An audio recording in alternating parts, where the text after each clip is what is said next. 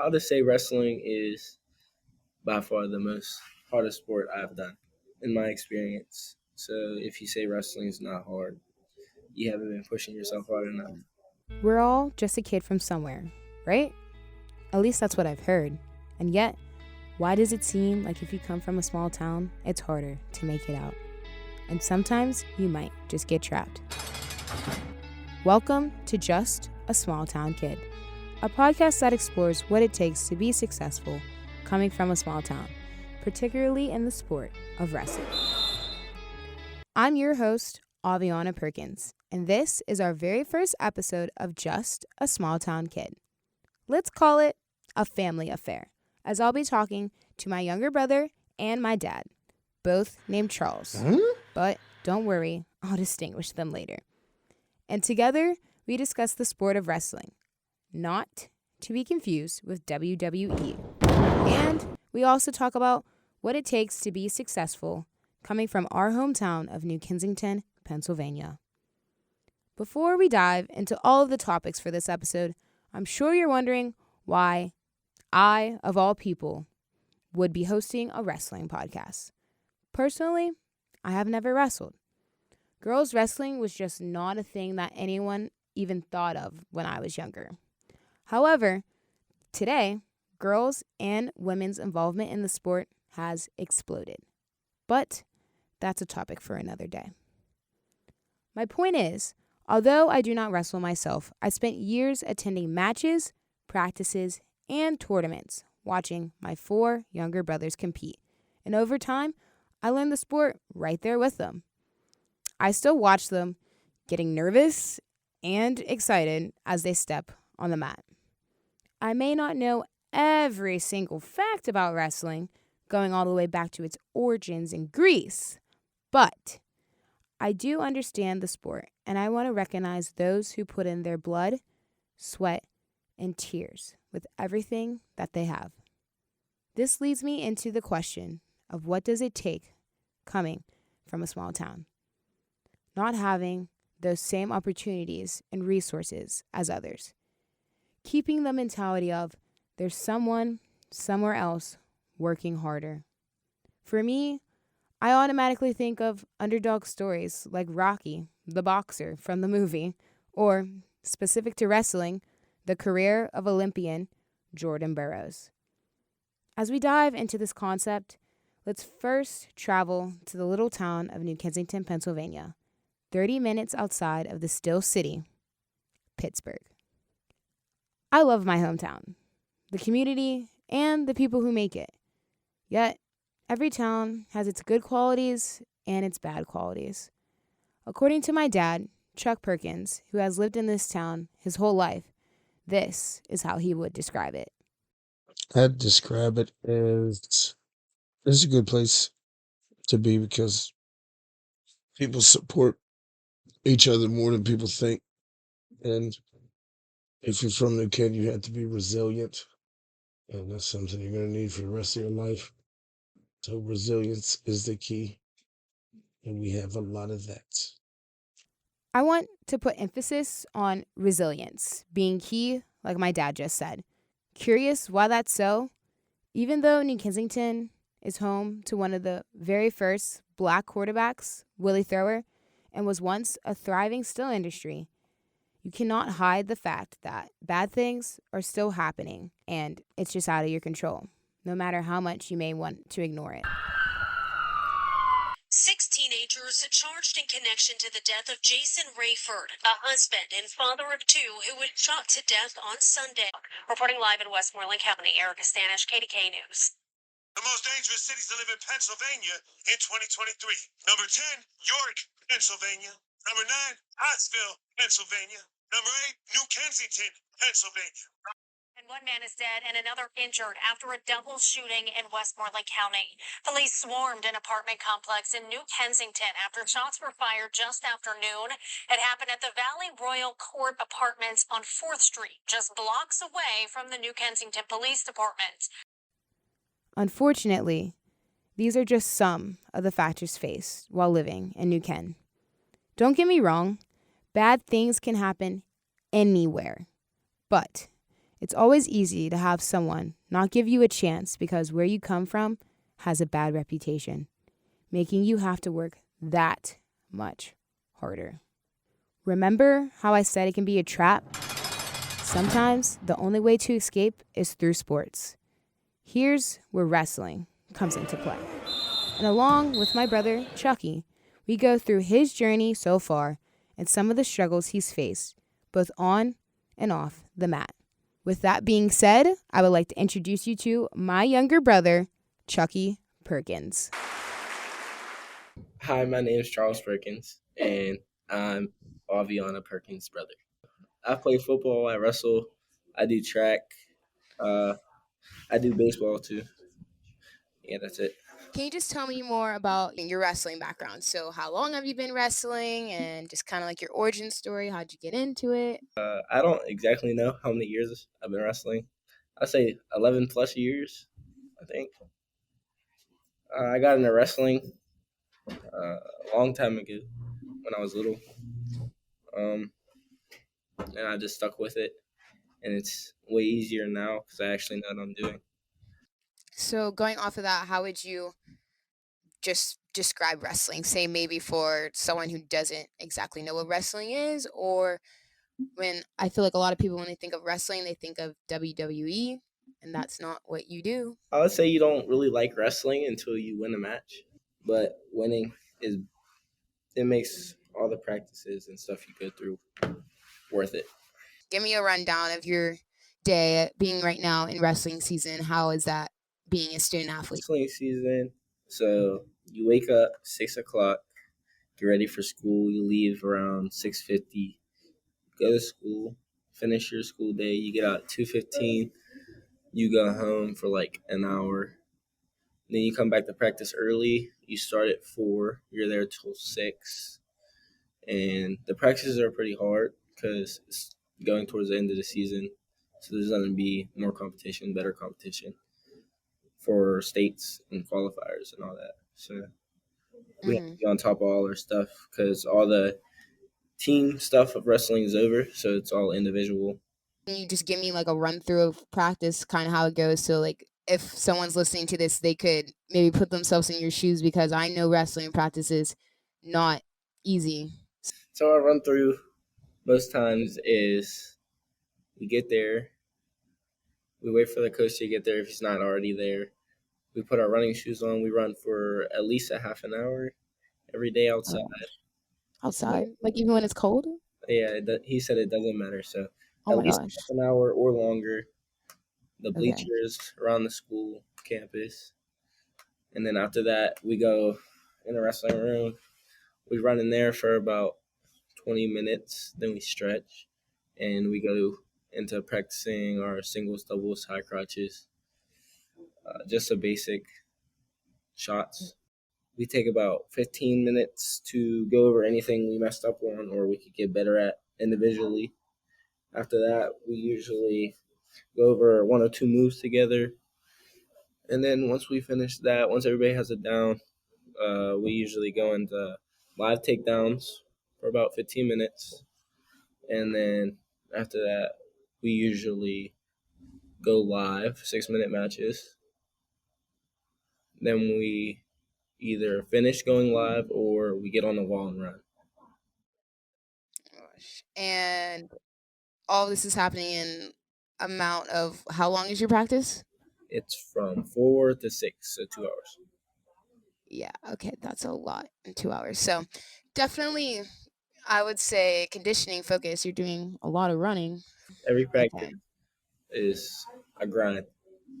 As you should. That's what that's what it takes. You know, they say someone somewhere else working harder, which kind of just leads into this next question where I would say, how would you just describe your competition wrestling in Westmoreland County, specifically Area 7? It's a very competitive region for wrestling where we're from. Describing always being Area 7 wrestling, you can't really, like, you wrestle somebody and you never know. Like, you should always think someone's better than you once you wrestle them. Because there's a lot of good kids and you never really know. You have to prepare for the worst in those situations take every match with the same pace, same So wait, intensity. not to cut you off, but what do you mean by like prepare for the worst? As in, you should prepare like that kid's a state placer or that kid's the best in your weight class. You should always want to wrestle that way. Okay, so like kind of hypothetical situation, 100%. like regardless of who they are, it's like you want to go against the best of the best Yeah. type of thing. That mentality. You always Gotcha. prepare to wrestle the best of the best. I kind of want to just get into the specifics for you going into this season. I know you guys just made it to playoffs. Unfortunately, you didn't get to make it out of the first round, but still an accomplishment in itself. And with that being said, was there ever a moment or just like something that you could describe where you felt that extreme expectations on you while you were wrestling? Like, for example, I obviously know this because I'm your sister, but for you guys to make it to playoffs, you were the last person to wrestle, and you guys won by how many points? Like a difference of 3? Won by 3 points to make it to playoffs. Yeah, so essentially all the weight's on your shoulders right now. It comes down to if you win and lose and how you would win or I mean, lose. at that point in time, I knew I was the last match, so I knew what I had to do. And then I just let wrestling take over. Is there any way though you can just describe like what your mentality was in that moment? Just stay fully focused and wrestle every minute. See what happens. What's the atmosphere like, I guess, for wrestling? Because obviously you have all these eyes on you at Valley when you guys are doing your tournaments. It's literally a big man in the middle of the gym. The lights are off. You get a solo spotlight on you. What are you feeling when that's happening? You go out, and once they blow the whistle, you have to go into your own mindset. You have to block everything else out and just take it from there, because the crowd can change a lot of things. So there's a lot of external factors. Yes. Yeah. So you try to stay focused on you essentially because that's all you can control. And would you say like can you even hear your coaches when they're yelling at you, or you're just I going mean, off of muscle memory, your knowledge, trying to make the since best I've been decision? wrestling for so long, it's like I only go to the coaches when I need to. Mm. Yeah, they know more than me, but I also know what I'm doing. So I only go to the coaches when I know I messed up on something or it's close in score. Or I know I need something to do that the coaches know more than me.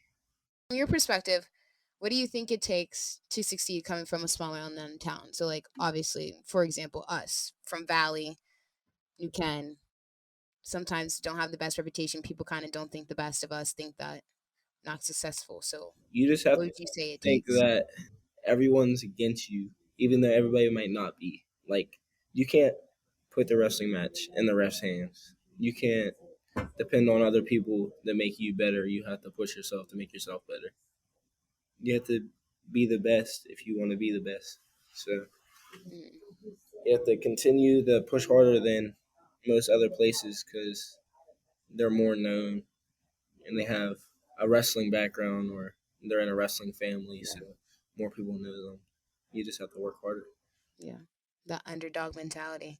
And you mentioned something that's kind of like if they come from a different school or something, like they may have more resources or something like that. Do you think in this day and age when it comes to sports, like do kids and their families have to take them to privates and clubs? Do you think they need to do that in order to be successful? I mean, I won't necessarily say they have to go to places in privates, but yes, it helps a lot because you gain more connections to new people and you can work from that and they can help you. Mm, You help them make yeah. yourself better. So you definitely say you don't think it's necessary, but it's definitely beneficial. Yeah. Is there anything you would like to say to people who like maybe have a misconception about wrestlers, like some like a stereotype or something that's like not true, and you want to speak the truth on that?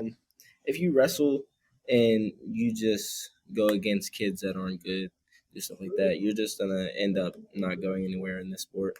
Yeah. You have to push yourself past your limits for you to succeed. Remember that people are always there for you, even though you don't think they are. but they'll always have your back in the long run.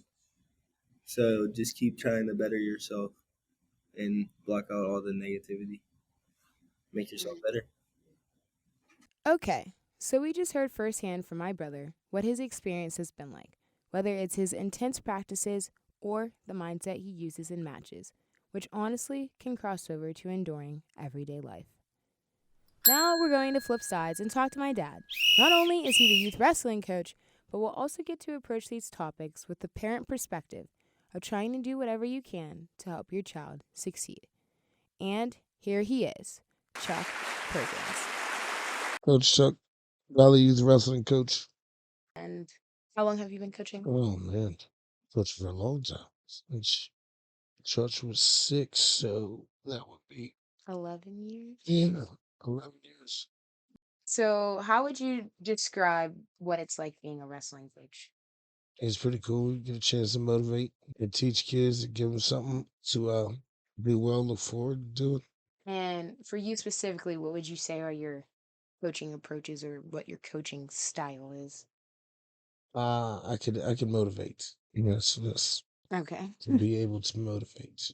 With you personally, with your background, how experienced are you with wrestling? Or how would you describe wrestling, I guess you could say?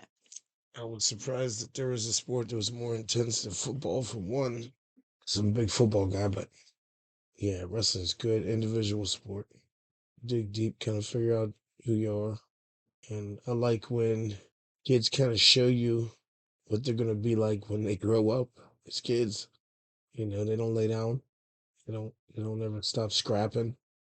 Once they fall down, they wipe it off and they get back up. It's definitely a mental sport for sure. You need that mental toughness, and that translates to real life. Yes. But you personally did not wrestle. So what was that like learning, I guess, the sport as your kids It were doing was it? kind of more like I wanted to wrestle, but it was kind of like, no, you shouldn't.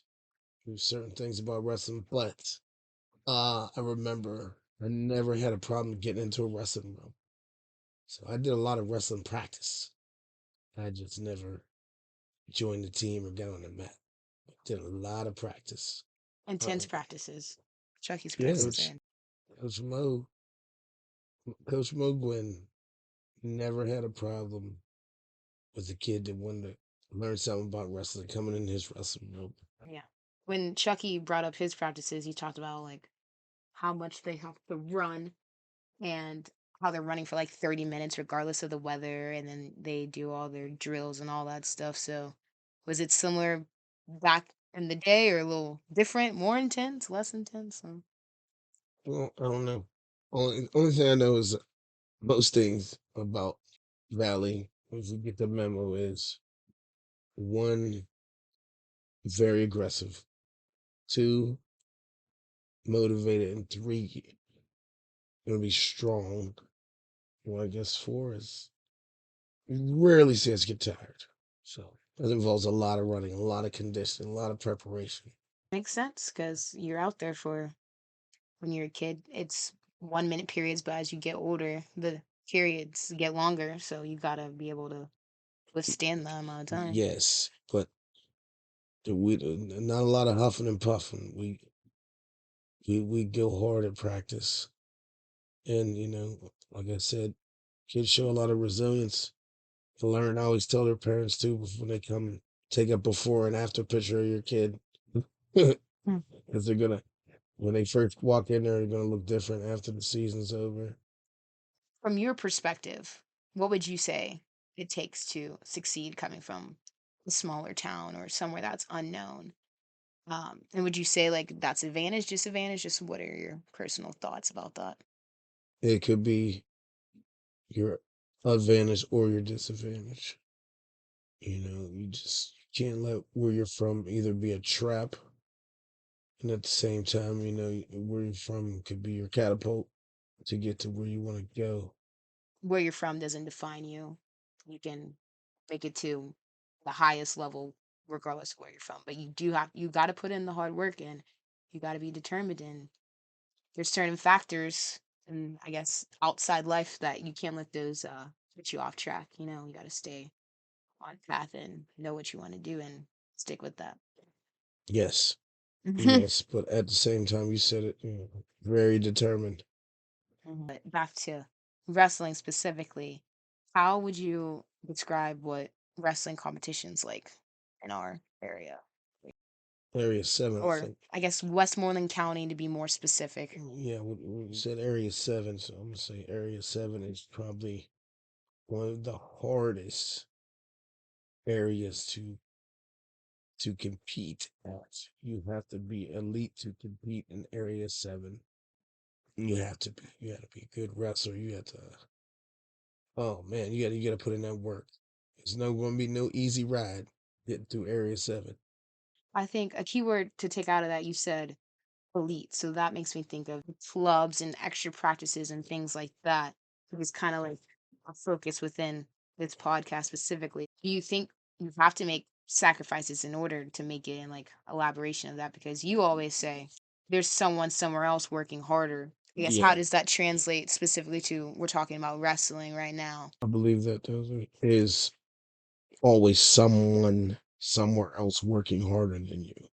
Like, I tell kids sometimes when they want to goof off and play a little too much, you tell them, hey, it's okay. Because I'm just letting you know there's someone somewhere working harder than you. They're developing their craft, they're sharpening their blade, and they're making sure they're on top of their game. And no one's telling them to do it. They're doing it. They're doing it when no one's looking.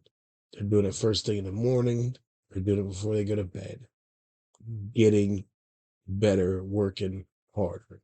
I know Coach Joe preaches that a lot. With Namaste Wrestling. Sometimes if you just work harder than the next person, it pays off at the right time.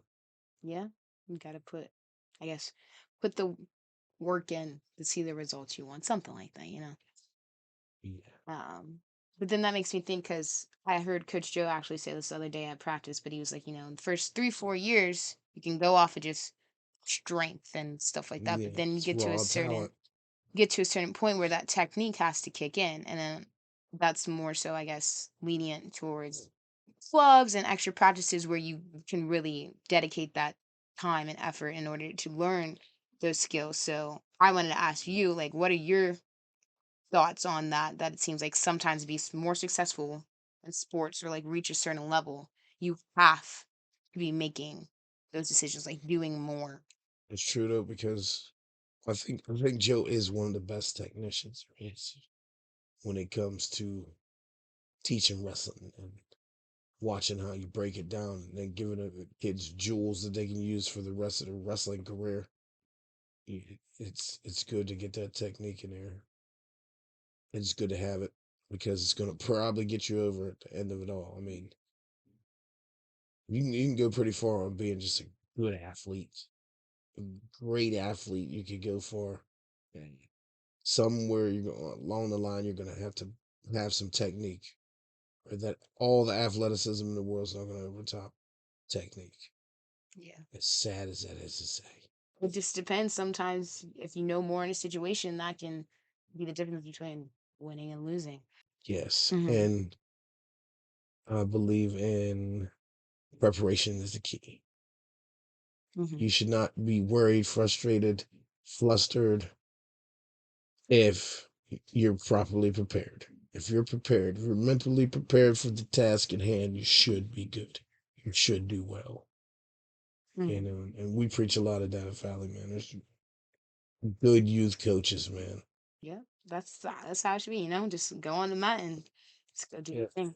Tough and once again, just very resilient. Hmm. You are a coach, so you understand that dynamic, but you're also a parent, a father.